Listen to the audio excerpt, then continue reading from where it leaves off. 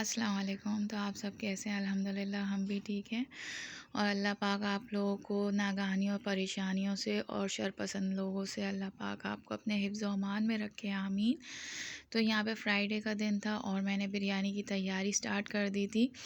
टमाटर, प्याज, हरी मिर्चें, कुटी हुई मिर्चें और ये सब चीज़ें, लहसुन, अदरक को मैंने पीस लिया था क्योंकि मेरे पास जो सॉस बना हुआ था वो ख़त्म हो गया था। तो यहाँ पे मैं टिक्का बिरयानी बना रही थी जिसके लिए मेरे पास बोनलेस चिकन थी। तो मैंने इसको मैरिनेट कर दिया, ख़ास मसाला जो बनाया और बिरयानी मसाला, दही और इससे मैंने इसको जो है अच्छी तरह मैरिनेट कर दिया और ख़ास मसाला 1 चमचा और बाकी के गरम मसाले और थोड़ी सी प्याज मैंने तल के रखी हुई है क्योंकि थोड़ी सी आसानी हो जाती है कि झटपट खाना बन जाता है।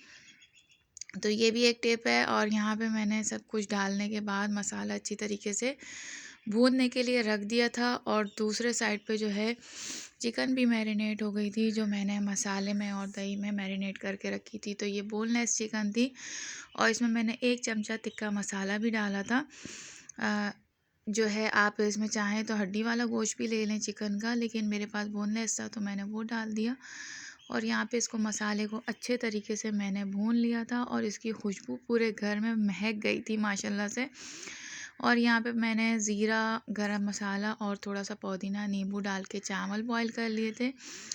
लेयर लगा दी थी यहाँ पे चावल और मसाले की और उसके बाद हरी मिर्चें, हरा धनिया, पुदीना और नींबू डाल के सब कुछ यहाँ पे गार्निश कर दिया था। इसकी लेयर लगा दी थी, इसके ऊपर एक लेयर लगाई थी चावलों की। तो ज़रूर ट्राई कीजिएगा मेरे स्टाइल में टिक्का बिरयानी और फिर मुझे फ़ीडबैक ज़रूर दीजिएगा कमेंट्स बॉक्स में कि आपकी कैसी बनी। हमारी तो बहुत बहुत मज़े की बनी थी, मतलब जितनी मैंने मेहनत की थी मुझे उससे ज़्यादा डबल रिज़ल्ट मिला था माशाल्लाह।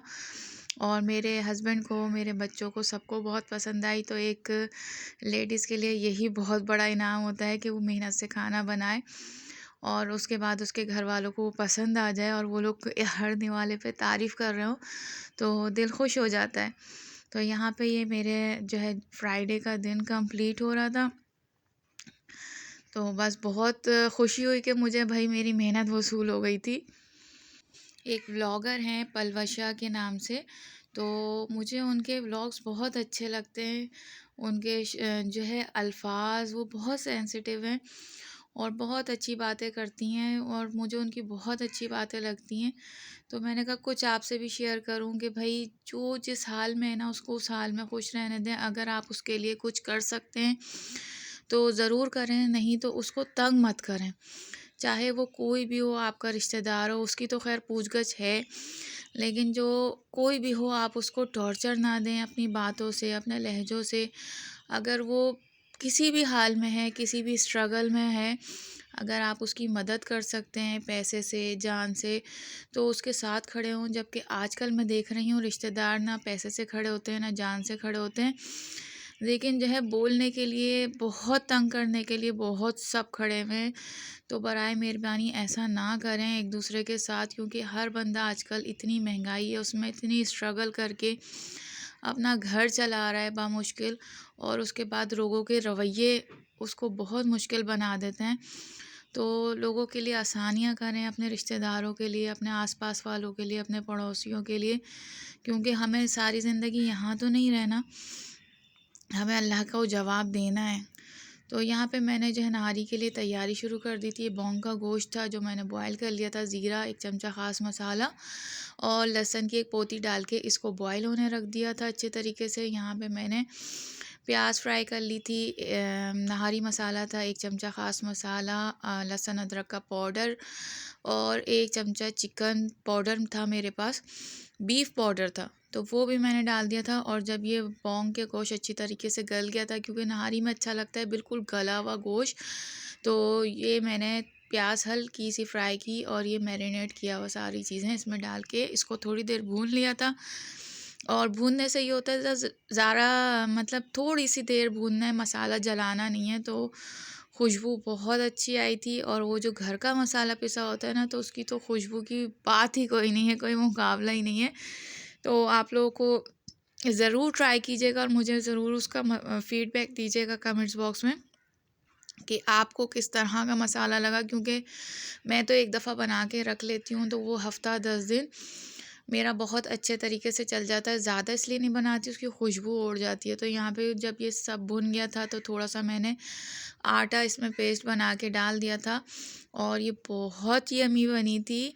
और हस्बैंड को तो यकीन भी नहीं हो रहा था। वो कहने लगे ऐसा लग रहा है जैसे बाहर की होटल की हम लोग खाते हैं, तो उससे भी ज़्यादा मज़े की है।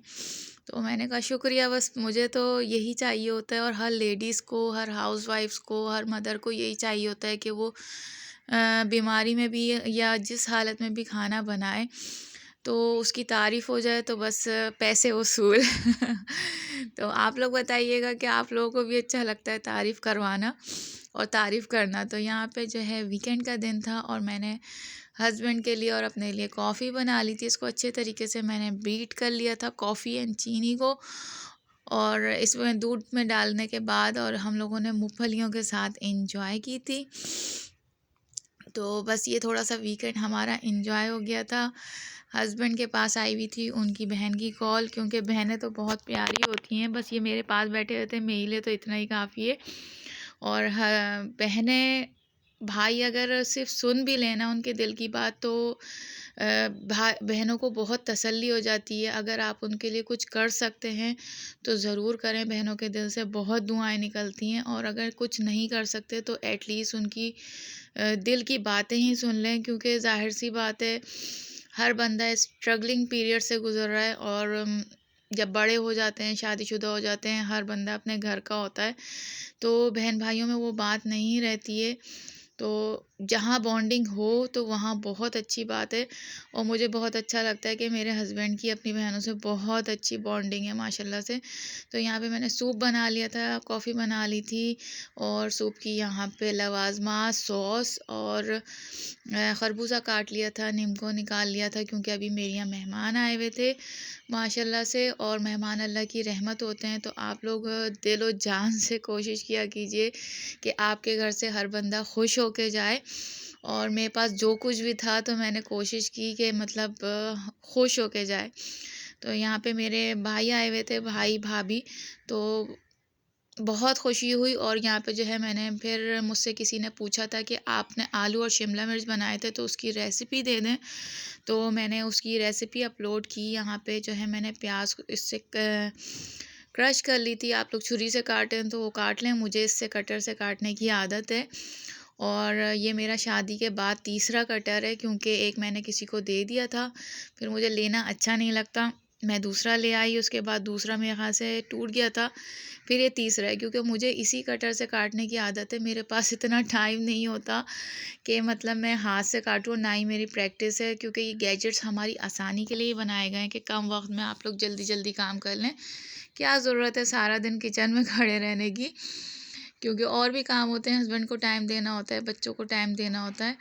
तो बस जल्दी जल्दी से ये इसको क्रश कर लिया था मैंने प्याज को। ये 2 या 3 प्याज़ें थी और इसको मैंने बारीक बारीक क्रश किया था। और 2 या 3 शिमला मिर्च थी, जिसके बीच का हिस्सा मैंने निकाल के इनको भी छोटे क्यूब्स में मैंने काट लिया था। और ये सालन बहुत यमी बनता है, क्योंकि जब आपका गोश्त खाने का दिल नहीं चाहे या गोश्त अवेलेबल नहीं हो, जैसे घर में होता नहीं है कभी कभार, तो आप ये वाली डिश ज़रूर ट्राई कीजिएगा, क्योंकि ये वाली बहुत यमी बनती है, बहुत यमी। मतलब कुछ लोगों में नहीं बनती, जैसे मेरे ससुराल में आलू और शिमला मिर्च नहीं बनता, तो उनको ये टेस्ट बिल्कुल डिफरेंट लगा था, क्योंकि शादी के बाद मैंने ही उनके जो हमारे यहाँ की डिशेस बनती थी, जैसे मेरे मैके की, तो मैंने बना बना के थोड़ा सा उनका टेस्ट डेवलप किया था, क्योंकि हर जगह की डिशेस अलग होती हैं। तो मैंने उनके यहाँ की भी सीखी, ससुराल की अल्हम्दुलिल्लाह, और अपनी भी सिखाई। तो ससुराल वालों को भी अहमियत दें, और बहुत अहमियत दें, क्योंकि वो अहमियत के हकदार होते हैं। तो बस मैंने वहाँ बहुत ससुराल में स्ट्रगलिंग भी की, क्योंकि मुझे इतना सारा नहीं आता था काम करना, लेकिन मेरे ससुराल वालों ने मुझे हर चीज़ सिखा दी अल्हम्दुलिल्लाह। तो यहाँ पे मैंने लहसुन को थोड़ा सा सौते कर लिया था, 1 चमचा मैंने ख़ास मसाला जो घर का पिसा हुआ है वो डाला था, बल्कि आधा टीस्पून डाला था। और टमाटर डालने के बाद मैंने टमाटर को थोड़ा सा गला लिया था, और उसके बाद प्याज डाल दी थी, यहाँ पे नमक डाल दिया था। इसमें ज़्यादा मसाले नहीं जाते हैं। और जैसे जैसे ही प्याज थोड़ी नरम पड़ी, गल गई, तो मैंने इसमें शिमला मिर्च भी डाल दी थी और शिमला मिर्च के साथ मैंने इसमें आलू डाल दिए थे ताकि साथ साथ ये गल जाएं। और मैंने बहुत ज़्यादा इसको गलाया नहीं था क्योंकि बहुत ज़्यादा गलने के बाद ना सब्ज़ी का टेस्ट ख़राब हो जाता है, पता नहीं चलता। अब देखें माशाल्लाह कितनी यमी बनी थी और कितनी यमी लग रही है कि इसमें पता चल रहा है कि कौन सी सब्ज़ी डली है। मुझे वो लोग नहीं समझ में आते जो सब्ज़ी इतना भूनते हैं कि उसका रंग ख़राब हो जाता है, उसका टेस्ट ख़राब हो जाता है। समझ में नहीं आता कि हम लौकी खा रहे हैं, टिंडे खा रहे हैं या शिमला मिर्च खा रहे हैं। तो खैर हर घर का अलग अलग स्टाइल होता है। तो यहाँ पे मैंने नहारी भी गरम कर ली थी क्योंकि मेहमानों के लिए मेरे पास थी। तो यहाँ पे जो तेल नहारी का मैंने उतारा था तो उसमें भी मैंने बघार लगा लिया था। अल्लाह हाफ़िज़।